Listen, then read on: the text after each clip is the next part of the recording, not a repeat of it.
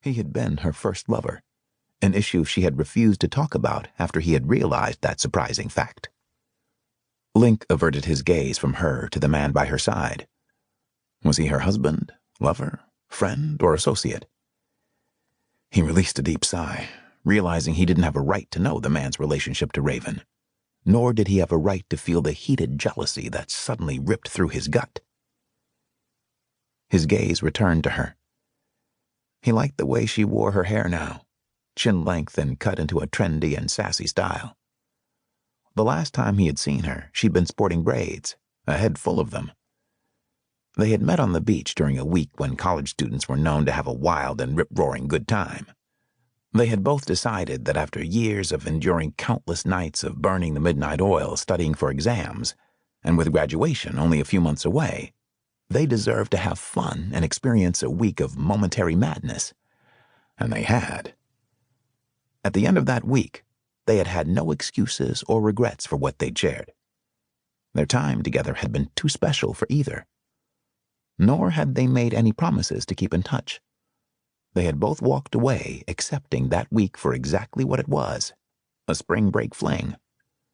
But that hadn't stopped him from thinking about her often since then, or realizing that any woman he had been intimate with since Raven had failed miserably in comparison.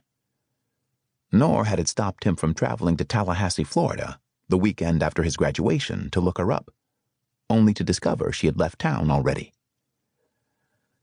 Link sighed as his gaze continued to take in all of her. She was more beautiful than he remembered, and there was a certain degree of sophistication about her. It was probably the outfit she was wearing, he decided. The light blue dress flattered her body, as the silky material clung to her curves and showed off her gorgeous long legs. Her attire during their week together in Daytona Beach had ranged from skimpy tops and shorts and alluring bikini swimwear to nothing at all. He had preferred her in nothing at all, and had seen her body completely nude most of the time. During those times, there had not been anything sophisticated about her. She became a sensuous and passionate diva whenever their bodies mated. "Drink too strong?" Link glanced up at Flint and saw the man looking at him quizzically. "No, the drink's fine." When he glanced back in the direction of where the couple had been standing seconds ago, he saw a hostess leading them to a table on the other side of the room. Link's irritation grew, and he frowned into his drink before taking another sip. "You sure the drink's okay?" Link lifted his head and noticed the look of concentration on Flint's face. "Yeah, I thought I may have recognized someone," he said, once again glancing across the room. Following the direction of Link's gaze, Flint studied the couple being escorted to a table. "Which one do you think you know? Raven or the man she's with?" Link lifted a surprised brow. "You know Raven?"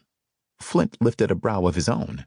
"Maybe," he answered smoothly, as a hint of a smile played at the corners of his mouth.